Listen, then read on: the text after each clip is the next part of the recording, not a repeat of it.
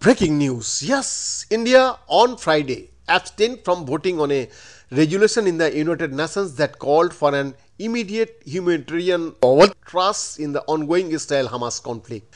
The resolution drafted by Jordan also called for unhindered humanitarian access in the Gaza Strip but had no mention of Hamas. Canada proposed an amendment that a paragraph condemning the terrorist attacks by Hamas be inserted. India voted in favor of Canada's proposed amendment along with 87 other nations, but it could not be adopted as it did not have a two-thirds majority.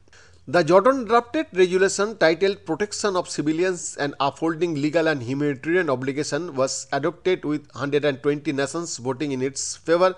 14 August it and 45 abstaining. India, Australia, Canada, Germany, Japan, Ukraine and the UK abstained from the voting. Two keywords, Hamas and hostages, were missing from the resolution. US Ambassador to the UN Linda Thomas-Greenfield said before the voting opposing it. As you will notice, two key words are missing in the resolutions before us. The first is Hamas. It is outrageous that this resolution fails to name the preparation of the October 7th terrorist attacks Hamas. It is a outrageous, the envoy said. This resolution makes no mention of the innocent people, including citizens of many of you in this room. Many of you here today, you have citizens who are being held hostages by Hamas and other terrorist groups, Linda said.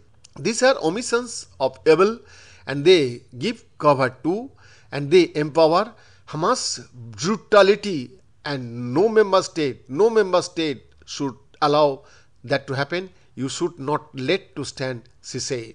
The resolution referred to Israel as the occupying power. The resolution called for the rescinding of the order by Israel, the occupying power, the Palestinian civilians, UN staff and humanitarian workers to evacuate all areas in the Gaza Strips north of Wadi Gaza and relocate to the south.